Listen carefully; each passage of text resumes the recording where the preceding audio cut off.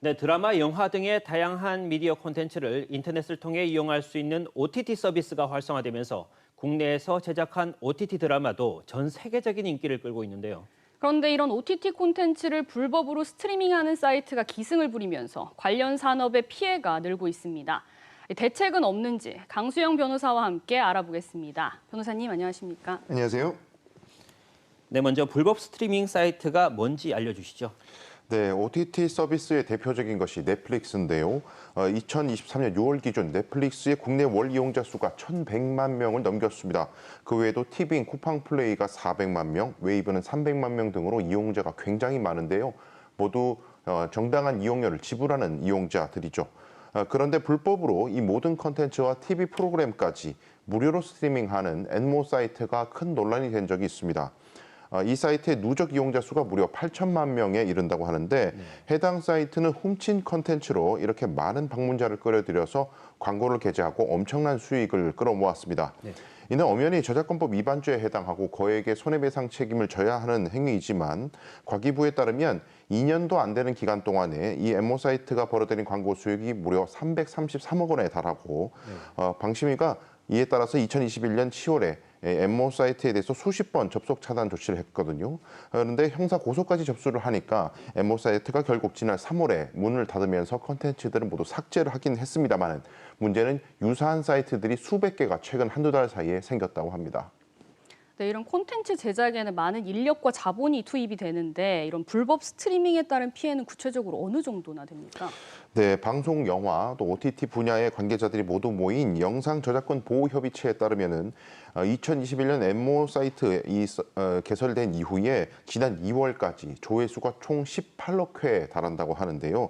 이 조회수를 OTT 구독료 중에 가장 비교적 저렴한 이용료인 2,750원으로 계산해봐서 곱하면은 이 컨텐츠 제작자나 OTT 서비스 업자들이 본 피해액이 최소 4조 9천억 원에 달한다는 것입니다. 네. 문제는 이 엔모 TV 사이트 외에도 유사 사이트가 수백 개에 이르기 때문에 진짜 피해의 규모가 수십 조에 달할 수도 있다는 것이죠. 문제는 이런 상황이 계속 지속이 되면은 많은 돈을 들여서 제작한 콘텐츠 시장이 모두 공멸의 길로 갈 수도 있다는 건데요. 반면 불법 스트리밍 사이트에 광고를 게재하는 광고주들은 다양하긴 하지만 대부분 불법 도박 사이트나 음란물 사이트인 경우들이 많아서 새로운 불법을 조장하는 큰 문제점도 있습니다. 네. 정부가 이런 문제 사이트를 폐쇄하면 바로 또 수백 개의 유사 사이트가 생겨난다고 하는데 왜 이런 일이 반복되는 겁니까?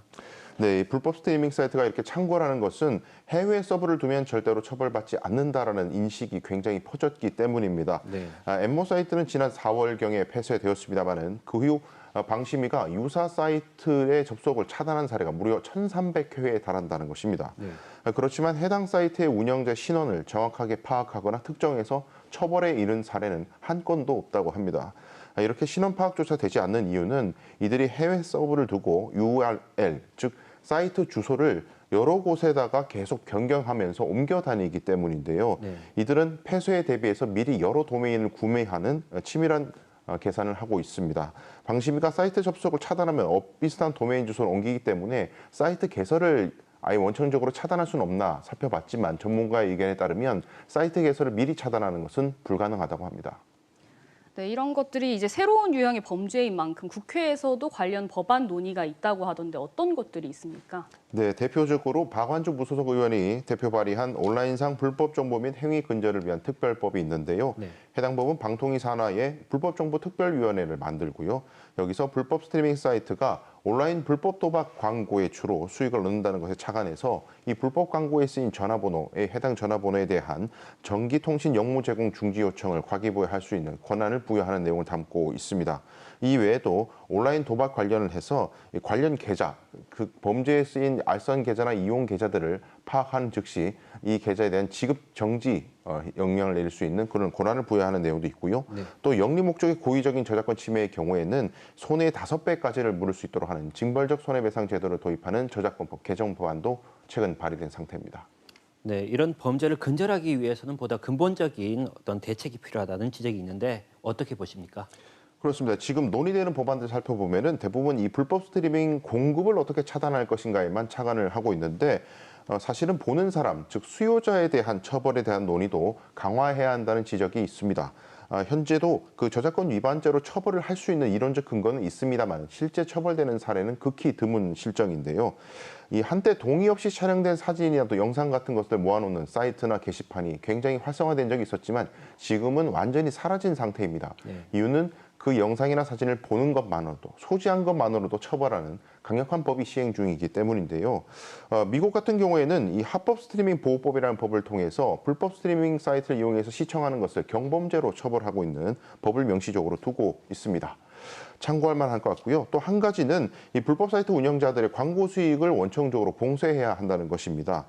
불법 사이트에 광고를 의뢰하는 광고주는 사실 불법 사이트라는 것을 알고 광고를 의뢰하고 그를 통해서 자신의 수익을 얻기 때문에 이들을 저작권법 위반죄 공동정범으로 보고 공범으로 처벌해야 한다는 목소리가 높은데요. 이 처벌의 실효성은 법 개정 문제라기보다는 의지와 또 연구의 영역인 것 같은데 검찰이 주목해서 앞으로의 처벌을 확대해 나갈 수 있을지 귀추가 주목됩니다. 네, 친절한 법 오늘은 불법 동영상 스트리밍의 실태와 대책에 대해서 알아봤습니다. 오늘 말씀 고맙습니다.